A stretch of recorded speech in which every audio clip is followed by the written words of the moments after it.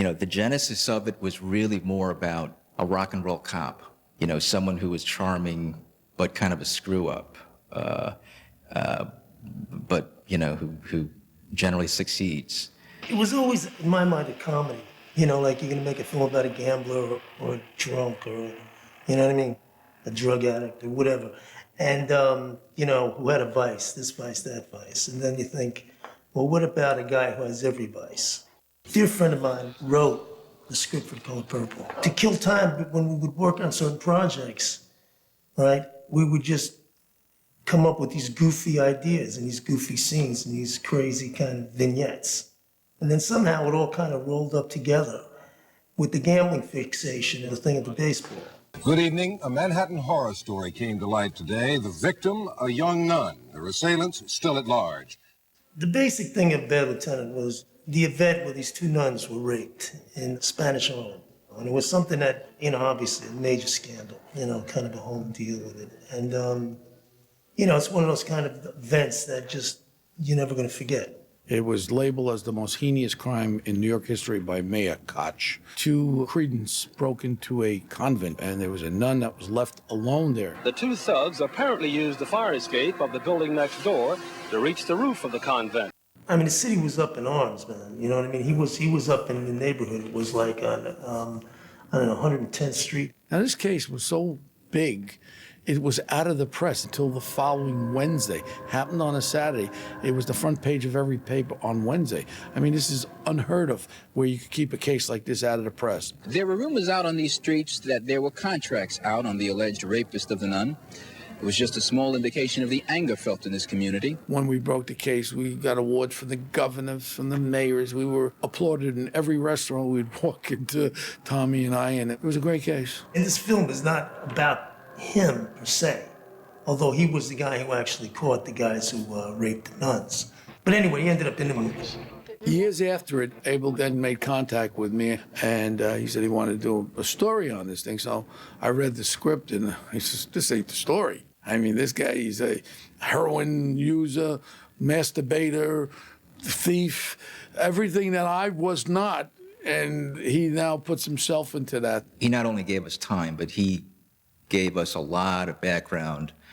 He gave us a lot of Bo Dietl, and that's priceless. And everyone says to me, Bo, how could you lend yourself to that when you had such a great case? I said, that really has nothing to do with it.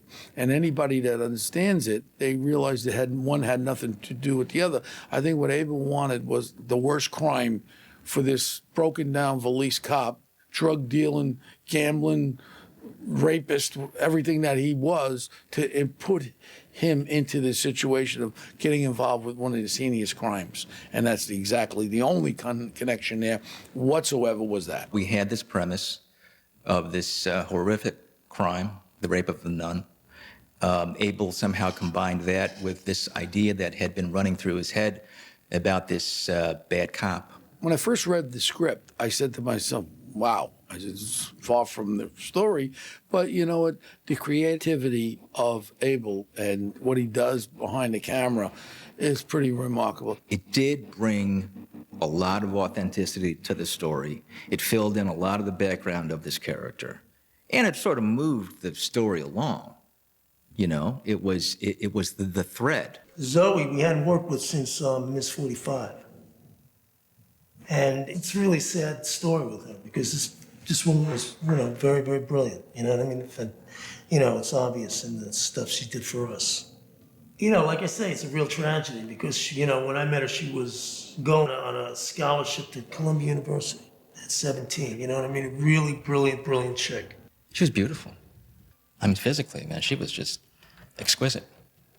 Very talented, very sharp. I'm sorry she's not around. You make a movie like Miss 45, it's like Bad Lieutenant. If you don't have the lead, you don't have the front player. I mean, the whole film is on her. So the minute I saw her, I knew what she had. I'm with my punk rock girlfriend, Cinnamon, and we go to see this movie called Ms. 45. And there is this bizarre-looking woman in the lead role being raped in an alleyway by this guy in a plastic mask who, as it turns out, was Abel. So that was my first experience with Zoe in the lead role of Ms. 45. My girlfriend on the way out of the theater said, I'd like to do that to you. just totally advanced for her age. But then she went to Europe and hooked up with these guys, and she got strung out, like at a really young age. But, you know, the kind of person who was, the idea of heroin as like some, you know, elixir of life. But in the end, it killed her, you know, like at a young age. She also had, with Abel, a side of Abel, parallel to Abel, vision for this Bad Lieutenant, this story, this script. We had a falling out, unfortunately, from like since the end of Miss 45 until we got back together, you know, for the Bad Lieutenant. At that time, writing a screenplay just wasn't something that Abel could sit down and do in its entirety. And so Zoe was integral in putting this down on paper. You know, we wrote the script in about 2 weeks. You know, she was the writer. But, you know, she wrote it in my house. I get the script for Bad Lieutenant, and it's a real shorty. The scripts are never long on Abel Ferrara films, okay? The version with the type that big was 65 pages. This script came in at like, I think, 68 pages. The version with the type that big was 80 pages. So if you figure a minute a page, you have a 1 hour and 8 minute movie.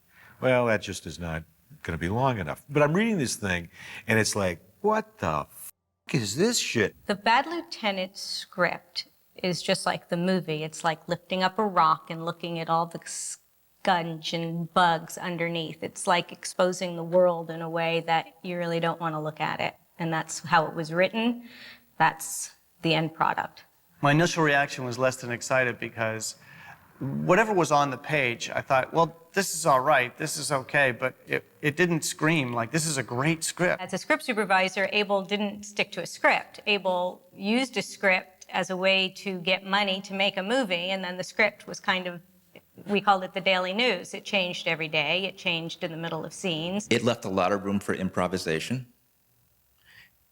but the ideas were pretty distilled. They were there. Well, the idea of wanting 90 pages of a type that big is ridiculous.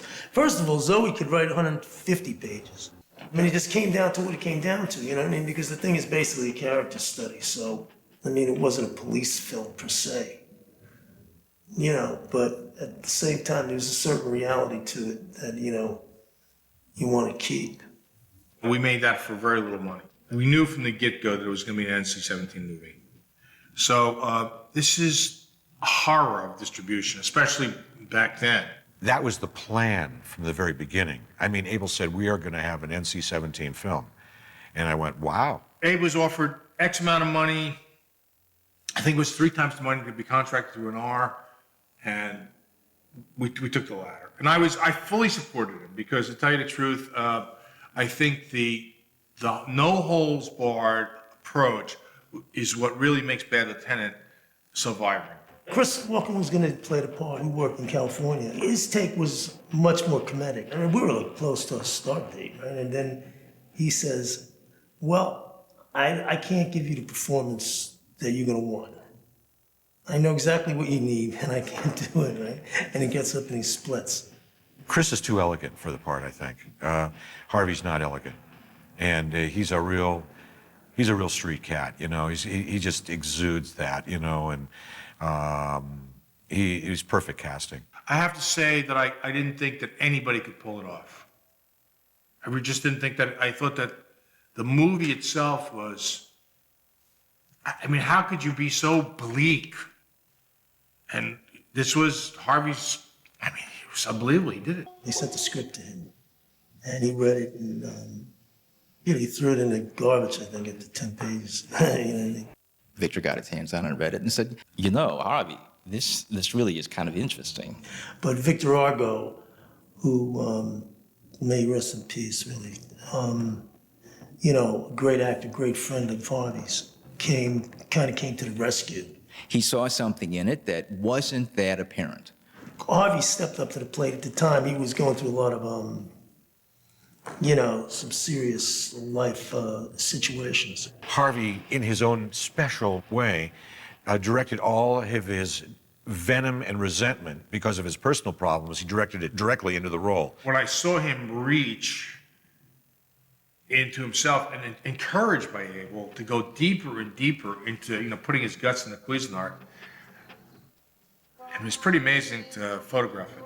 The thing about improvisation, it's a technique of filmmaking. It starts with the screenplay, and then it goes to the rehearsal of the screenplay. I mean, he had his acting coach, this woman named Penny Allen, who was like, total essential to the making of the film.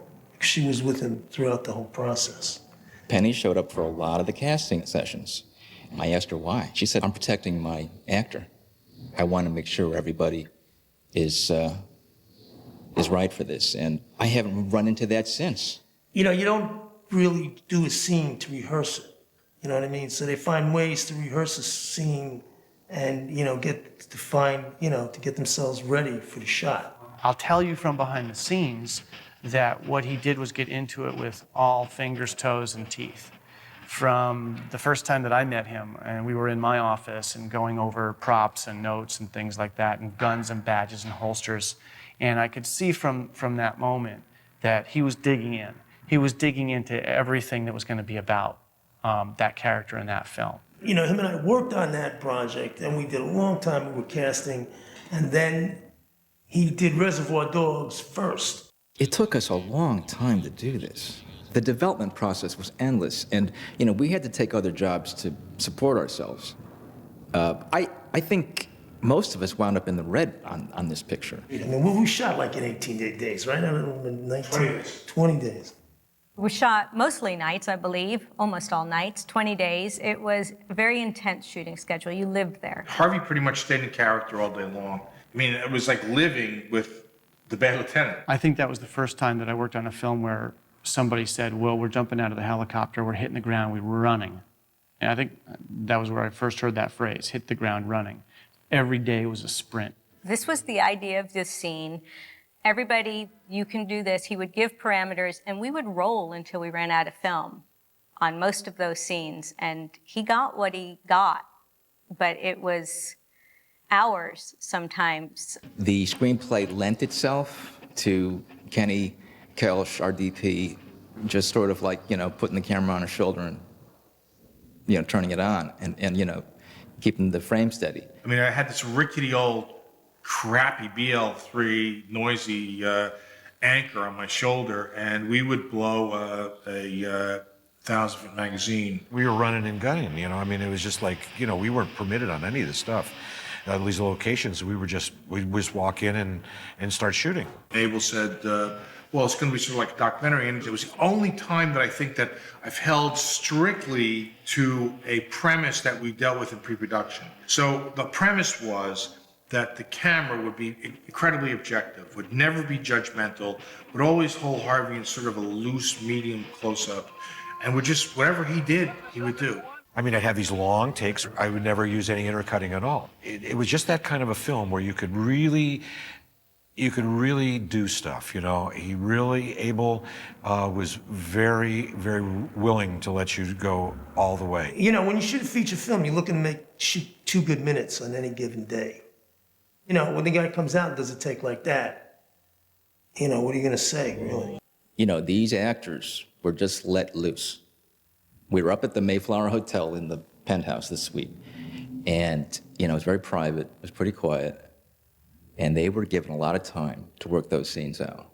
It was very hard to watch, and that was one of those times where it was really Ken and I and Abel and Andrea Dorman, who is the AC, in a room for hours with Harvey and 2 girls doing whatever they wanted to. It was very sparsely scored. There was not a lot of music in the film. Within the first couple of weeks of putting cues together, it was decided creatively that there was not going to be much music in the film, that it was going to be a very kind of stark, not heavily scored picture.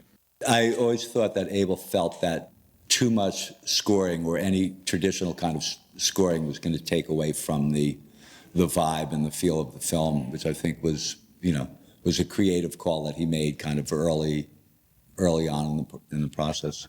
The scene where the bad lieutenant pulls over the 2 Jersey girls. I've got the screenplay at home, but I think that whole scene just sort of said the bad lieutenant subjects them to humiliating sex. So I said to Abel, well, what's going to happen? And we went to 14th Street. We were doing something else, but something happened. And then we just set this whole thing into motion. And I said, well, what's going to happen? He says, just put the camera there, no matter what he does, get it. I thought it was just brilliant. I thought this is really degrading to all parties, to the two girls and Harvey as the bad lieutenant. There's really dredging some incredible, perverse, emotional bottom. The end result was that Harvey had a different take on it. You know, he did what he did. And that was a surprise to me. To his credit, I got to tell you that I thought it brought the perversity level up another notch. We really had very little film to work with, so the choices were limited. Early on, I told Abel, when we were looking at dailies, I told him, I said, listen, man, I said, I hope focus isn't a big thing for you on this particular film, because if I have to do everything in focus, if I have to use only film that's in focus, I mean, some of the best stuff was a little soft. I mean, we were shooting under the most, extreme conditions. Well, we would show up in locations we weren't supposed to be in. I can remember the Limelight, which is a big New York City club that's actually in an old church. And going there, and Abel had this, okay, we're gonna follow Harvey and one of the girls through the club at 1 o'clock in the morning on a Friday night. It was insane. On a night that the club was packed with thousands of people, right? I mean, the place was mobbed. Just people trying to push people out of the way so that we could follow, that you could film. There was no light. You don't need light. Ken had one guy with, holding a light so he could get something on them. But that was Abel. That's what he would just push everybody, that you can do it his way. How dark can we go? How underexposed can this thing handle? Who else but Abel would have 5 or 6 seconds of total blackness and the lights come on and then you see Harvey and Nicky D walking through the crowd. And he said to me, look, he's in every frame. We know what he looks like and this is perfect, In the church specifically, myself and my set decorator, and with a little input and some urging from Abel, we took a clear plastic film and covered almost every surface on that altar, and then graffitied it. We couldn't be as bad as the bad lieutenant. We couldn't be as bad as the characters being portrayed in the film. So he had to push us to be a little bit bad, really bad, so that we could portray it correctly. We had Final Cut on Bad Lieutenant. And believe me, every movie we make is a battle for that. And it's half the reason that I went to Europe to make movies. We only worked on a couple of films where he didn't have Final Cut. And once those experiences were endured, he made it a rule to always have Final Cut from that point on. First of all, I think that very few people realize that he's one of the last Final Cut directors, period. That says a lot. They don't even have, in the contracts now, you can't even get that language. You know what I mean? It's like, how many directors working on Hollywood really have Final Cut? Basically, what you're looking at is my first cut. The big change was Harvey eavesdropping on the confessional scene. That scene was much, much, much longer. Other than that, you're basically looking at my first cut. That's what I like about Abel, we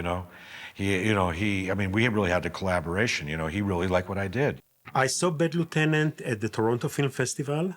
I saw it twice in the course of 2 days. The first time I saw the film, I paid attention to its issues and themes and breaking taboos and shocking, and I underestimated the first time, The second time, 2 days later, as often is the case, the movie is so rich and so dense. It's only 96 minutes long, I believe. And yet, I think that the movie stands extremely well on a second viewing. It's really a movie that holds up when you kind of dissect it in terms of its visual style. I'm not sure if people really knew what to think. I do know, though, that there were a couple of crucial reviews that kind of put us at ease, and I think kind of put, a lot of the people along the distribution line at ease. In any case, during that year, I remember seeing Roger Ebert on The Tonight Show calling it one of the 10 best films of that year. And who could have thought that an Abel Ferrara film made for $1 million would be one of the 10 best films of a year? of any year. The movie provoked a lot of religious groups when it opened theatrically in November 1992 in the United States, that it's sacrilegious. I don't think so at all. It's a very religious film.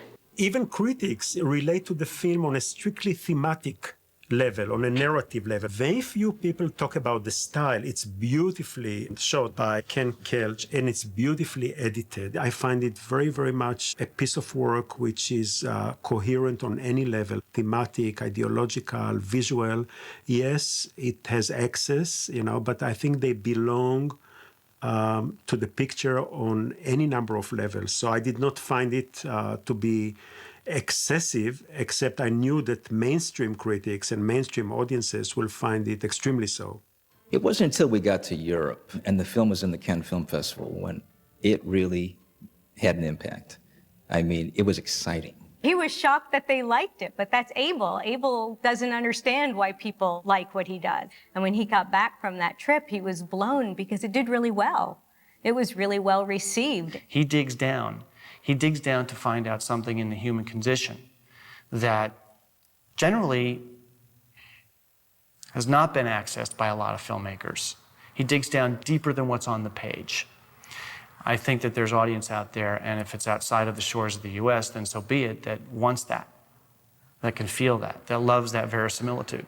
So I think it's a very sad reality, and in a way ironic, that the best festival in the world, Cannes, would premiere his pictures, and then in his home country, no one knows who he is. You have to really appreciate film as an art to watch what Abel makes. And it's disturbing, and it makes you think, and you can walk out of the movie theater and be just somber. I remember shooting Bad Lieutenant, the whole crew, after a while, I think after day 10, nobody even talked to each other because we were just in the mode.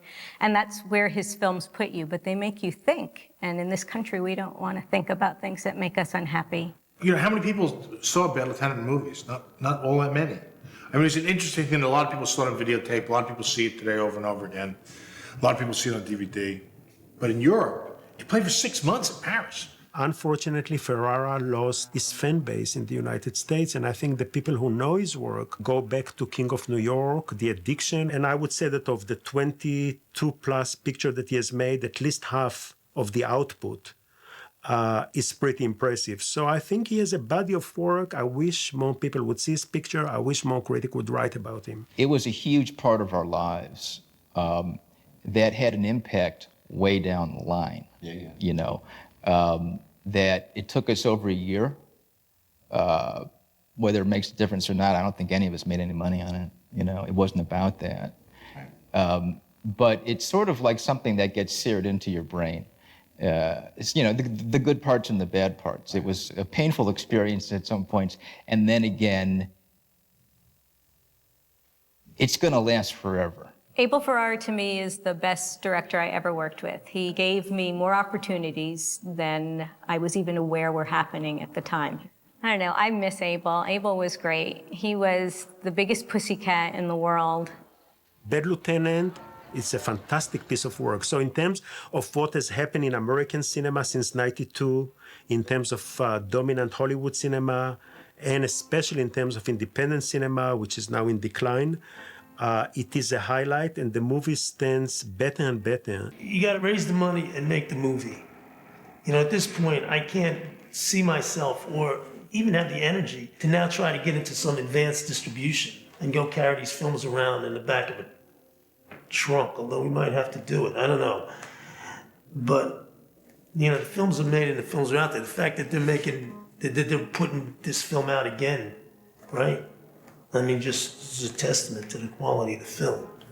There's a life after the first weekend. You know what I mean? And that's the films we're trying to make.